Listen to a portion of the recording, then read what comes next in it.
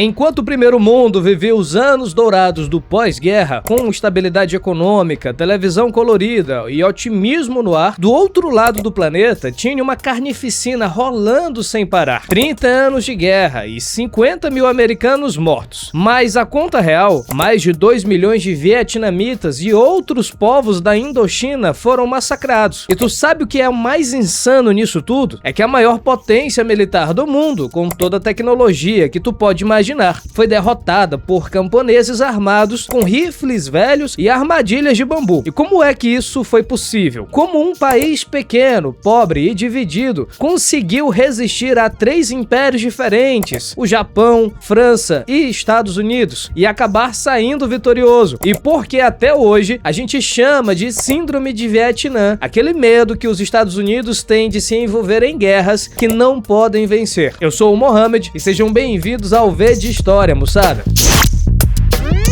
Tu sabe o que é mais doido nisso tudo? Tu já parou pra pensar como que era o mundo na segunda metade do século XIX? A gente tava vivendo a era dos impérios, cara. E a França, nessa onda de expandir o seu poder, botou os olhos na Indochina, uma região que incluía o Vietnã, o Laos e o Camboja. Em meados de 1800, os franceses começaram a ocupar esse território. E nada pacífico, beleza? O projeto deles era bem claro: transformar aquela terra numa colônia de exploração para extrair riquezas e mão de obra barata. Só que tem um detalhe importante aqui. Quando tu impõe um modelo capitalista moderno numa sociedade tradicional, tu acaba criando contradições violentas. Os franceses tomaram as terras dos camponeses vietnamitas e entregaram tudo para grandes proprietários e empresas francesas. Forçaram a população local a trabalhar em condições pesadas demais. E sabe o que isso gerou? Algo que eles não esperavam: a transformação dessa galera em operários e trabalhadores rurais oprimidos. E quando tu cria uma classe trabalhadora oprimida, tu tá plantando as sementes de uma resistência organizada. E foi nesse cenário de exploração que apareceu um cara que ia mudar tudo. Segura essa informação, porque esse personagem vai ser o fio condutor de toda essa história. O Nguyen Ai Quoc, depois, ele ficou conhecido como Ho Chi Minh. Esse cara era um operário vietnamita que foi trabalhar na França no início dos anos de 1900. Lá, ele viu de perto como o capitalismo funcionava, participou de movimentos operários e acabou se tornando um dos fundadores do Partido Comunista Francês em 1920. Mas a parada não parou por aí. O Ho Chi Minh percebeu que o marxismo oferecia não só uma crítica ao capitalismo, mas também uma ferramenta concreta de libertação nacional. E tu vai ver como essa fusão de ideias foi a chave para a vitória deles. Ele viajou para Moscou, se vinculou à Internacional Comunista e começou a adaptar a teoria marxista para a realidade vietnamita. Em 1930, de volta à Ásia, o Ho Chi Minh fundou o Partido Comunista da Indochina. A ideia dele era clara: unir a luta de classes com a luta pela independência. Só que a primeira tentativa de insurreição, que é conhecido como o Levante dos Sovietes de Nhân Chinh, de 1930, foi massacrada pela Legião Estrangeira Francesa. Esse fracasso ensinou uma lição crucial para o movimento: não dava para fazer revolução apenas com insurreições urbanas ou camponesas isoladas. Era preciso equilibrar a luta social com a questão nacional, construir uma frente ampla que unisse operários, camponeses, intelectuais e até pequenos comerciantes contra o colonialismo. Se tu quiser saber mais sobre essa história da Guerra do Vietnã e se aprofundar além desse vídeo, aqui na descrição eu trouxe link direcionando para livros recomendados sobre esse assunto. Dá uma olhadinha. E aí veio a Segunda Guerra Mundial. Mudou tudo de novo. A França caiu para o nazismo em 1940 e o regime de Vichy assumiu o controle das colônias francesas. Enquanto isso, o Japão, que estava expandindo seu império militarista pela Ásia, ocupou a Indochina. Nesse caos todo, o Ho Chi Minh viu uma oportunidade. Em 1941, ele fundou a Liga para a Independência do Vietnã, conhecida como Viet Minh. Essa frente frente uniu diferentes classes sociais sob uma bandeira comum: expulsar os japoneses e conquistar a independência. O Viet Minh estruturou milícias de autodefesa e usou as montanhas do norte como santuários estratégicos para treinar guerrilheiros e estocar armas. A partir daí, o movimento começou a crescer de forma imparável. Quando o Japão se rendeu em agosto de 1945, o Vietnã ficou num vácuo de poder gigantesco, e o Viet Minh aproveitou essa brecha para desencadear o que ficou conhecido como a Revolução de Agosto. Em questão de semanas, eles tomaram o controle de Hanoi e de outras cidades importantes. O imperador Bao Dai, que tinha sido uma figura decorativa tanto pelos franceses quanto para os japoneses, percebeu que o jogo tinha virado. Ele abdicou, dizendo uma frase que resume bem o clima da época. Ele disse que prefiro ser um simples cidadão de um estado independente e soberano de uma nação subjugada. E aí, no dia 2 de setembro de 1945, o Ho Chi Minh subiu num palanque em Hanoi e proclamou a República Democrática do Vietnã. Aquele era um momento de euforia, cara. Pela primeira vez em décadas, o povo vietnamita sentia que tinha controle sobre o seu próprio destino. E se tu tá achando essa história incrível, já deixa o like para fortalecer o canal, porque a próxima parte vai mostrar como tudo isso quase desmoronou. Só que a independência era frágil demais. O norte foi ocupado por tropas chinesas do Kuomintang, o sul por forças britânicas, que logo facilitaram o retorno dos franceses. A França não estava disposta a abrir mão da sua colônia mais lucrativa e começou a preparar uma reconquista militar. Em 1946, as tensões entre o Viet Minh e os franceses explodiram numa guerra aberta. Essa foi a primeira guerra da Indochina. Durou 8 anos pesados. O general Vo Nguyen Giap, que era um ex-professor de história, desenvolveu a doutrina da guerra popular prolongada. A ideia era simples, mas genial: dividir o conflito em 3 etapas. Primeiro, uma fase defensiva, onde os guerrilheiros evitavam um confronto direto e desgastavam o inimigo com emboscadas. Depois, uma fase de equilíbrio, onde as forças se igualavam. E por fim, a contraofensiva geral, quando os revolucionários tinham condições de derrotar o exército convencional. Os franceses tentaram aplicar táticas convencionais de guerra, mas não funcionava. Eles controlavam as cidades e as estradas durante o dia, mas à noite o campo era dominado pelo Viet Minh. E aí, em 1954, veio o confronto decisivo, a Batalha de Dien Bien Phu. Tu deve estar pensando que como camponeses vão enfrentar um exército de elite europeu, e faz sentido tu pensar assim, mas a verdade é que o Vo Nguyen Giap era um gênio tático. Os franceses montaram uma fortaleza numa região montanhosa perto da fronteira com o Laos, achando que iam atrair os guerrilheiros para uma batalha aberta, onde a superioridade de fogo deles ia fazer diferença. Só que o Giap fez algo que ninguém esperava. Dá uma olhada nisso aqui. Ele mobilizou milhares de camponeses para transportar artilharia pesada pelas montanhas, peça por peça. Quando os canhões começaram a atirar, os franceses perceberam que tinham caído numa armadilha. Depois de 56 dias de cerco, 16 mil soldados de elite franceses se renderam. Foi uma humilhação militar sem precedentes. Depois de Dien Bien Phu, a França não teve escolha. Em julho de 1954, os acordos de Genebra dividiram temporariamente o Vietnã no paralelo 17. Previam eleições gerais para 1956 que iam unificar o país. Só que essas eleições nunca aconteceram. E por quê? Porque os Estados Unidos entraram no jogo. Os americanos tinham medo que o Ho Chi Minh, que era extremamente popular, ganhasse as eleições e transformasse o Vietnã inteiro num país socialista. Então eles apoiaram a criação de um estado anticomunista no sul,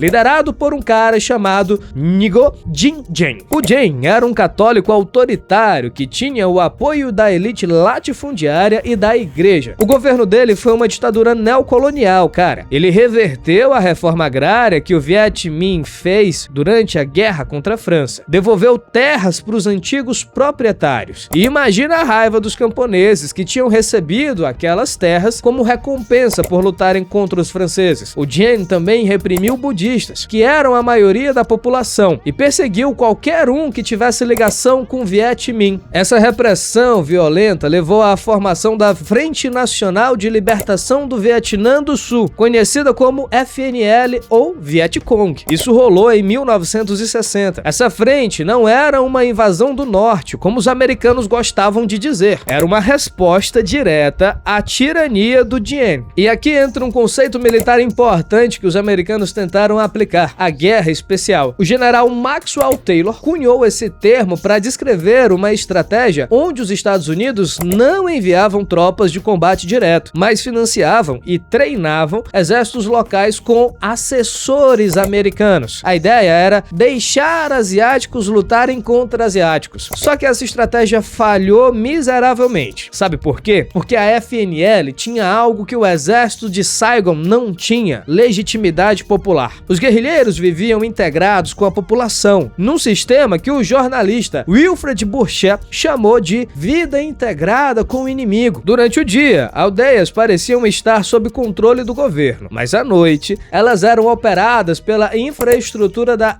FNL. A guerra usava túneis labirintíticos, armadilhas de bambu afiado e fortificações camufladas. Pequenos grupos de guerrilheiros conseguiam repelir companhias inteiras usando o conhecimento do terreno. Em janeiro de 1963, veio a Batalha de Ap Bak. Foi um ponto de virada psicológica. Uma força numericamente inferior da FNL derrotou tropas de elite do exército de Saigon, que tinham apoio de helicópteros e tanques anfíbios americanos. Aquilo provou que a tecnologia aérea dos Estados Unidos podia ser neutralizada por táticas de emboscada e disciplina de fogo. O Diem perdeu completamente o controle da situação e em novembro de 1963 ele foi assassinado num golpe apoiado pela CIA. Os americanos acharam que trocar de ditador ia resolver o problema. Não resolveu. O caos político no sul só piorou. E foi aí que em 1956 o presidente americano Lyndon Johnson decidiu escalar a guerra. Ele enviou tropas de combate diretas, iniciou bombardeios massivos no norte numa operação chamada Rolling Thunder. Os americanos despejaram napalm e agente laranja, um desfolhante químico para destruir a cobertura de selva e expor os guerrilheiros. Só que a FNL respondeu com uma guerra de desgaste. Eles usavam túneis complexos e armadilhas rudimentares que minavam o moral dos soldados americanos. E teve um evento que mudou tudo: a ofensiva do Tet, em janeiro de 1968. Durante o Ano Novo Lunar, a FNL atacou simultaneamente todas as cidades do sul, incluindo a embaixada americana em Saigon. Imagina a seguinte cena: os americanos tinham acabado de dizer pro povo deles que a guerra estava sendo vencida, e de repente guerrilheiros invadem a embaixada no coração de Saigon. Militarmente, a frente sofreu pesadas baixas e não conseguiu manter o controle das cidades. Mas politicamente, foi uma vitória devastadora. Por quê? Porque provou que os Estados Unidos não podiam vencer a guerra. A opinião pública americana entrou em colapso. Manifestações pacifistas explodiram nas universidades. Jovens resistiam ao recrutamento e o governo de Johnson ficou paralisado. Isso era o que ficou conhecido como o trauma do Vietnã, ou síndrome do Vietnã. Pela primeira vez, a opinião pública americana agiu como um freio real à capacidade militar do Estado. Em 1969, Richard Nixon assumiu a presidência com uma nova estratégia: a vietnamização. A ideia era retirar as tropas americanas gradualmente e fortalecer o exército sul-vietnamita para que ele pudesse lutar sozinho. Só que isso também não funcionou. O exército de Saigon não tinha a motivação nem a coesão da FNL. Em 1973, os acordos de Paris foram assinados e as tropas americanas saíram. 2 anos depois, em 1975, a campanha Ho Chi Minh desintegrou o regime do Sul em apenas 2 meses. No dia 30 de abril de 1975, tanques da FNL quebraram os portões do Palácio Presidencial em Saigon. A guerra tinha acabado. O Vietnã estava finalmente unificado sob um governo socialista. Mas a vitória militar não significou que os problemas tinham acabado. O Vietnã unificado enfrentou um cenário de devastação total. Cerca de 30% das terras cultiváveis estavam inutilizadas por causa das bombas não detonadas e produtos químicos. E além disso, o país se viu envolvido em novos conflitos regionais. Em 1979, o Vietnã invadiu o Camboja para derrubar o regime genocida de Pol Pot, que era apoiado pela China. Isso provocou uma breve invasão chinesa no norte do Vietnã. O país sofreu um embargo internacional severo e ficou quase totalmente dependente da ajuda da União Soviética. Só que quando o bloco soviético entrou em crise no final dos anos 80, o Vietnã teve que se reinventar. Em 1986, o Partido Comunista Vietnamita lançou o Doi Moi, que significa renovação. Essa foi uma reforma econômica que descentralizou a economia, aceitou o setor privado e atraiu investimentos estrangeiros. O Vietnã se transformou num dos maiores exportadores de arroz do mundo e petróleo também. Se integrou à ASEAN em 1995, normalizou relações com os Estados Unidos e hoje o país mantém um modelo de socialismo de mercado, onde o Partido Comunista controla a política, mas a economia opera com princípios capitalistas. E aqui tem uma ironia histórica que o historiador Eric Hobsbawm aponta. A vitória vietnamita, que parecia fortalecer o bloco soviético, coincidiu com a desestabilização do próprio sistema socialista. A terceira onda de revoluções globais, entre 74 e 1979, foi o último momento de expansão socialista antes da erosão terminal que levou ao fim da União Soviética. O Vietnã enfraqueceu o poder e o prestígio dos Estados Unidos, mas o mundo já estava mudando de uma forma que ninguém podia prever. O legado de guerra do Vietnã é complexo. Por um lado, provou que o poder de um Estado moderno, por mais rico que seja, tem limites intransponíveis diante de uma resistência nacional resoluta. Por outro, mostrou a democratização dos meios de destruição, ou seja, que movimentos guerrilheiros podiam usar a tecnologia do invasor contra ele mesmo. E acima de tudo, o Vietnã deixou claro que guerras não se vencem apenas com superioridade tecnológica. Tu precisas ter legitimidade popular, conhecimento do terreno e uma causa que faça as pessoas estarem dispostas a morrer por ela. Dá uma olhadinha nesse vídeo que tá aparecendo aqui, eu acho que vai ser interessante pra tu ver. Se inscreve no canal e ativa as notificações caso não seja inscrito ainda. E se você chegou até aqui, muito obrigado pela atenção. Abraço e até a próxima!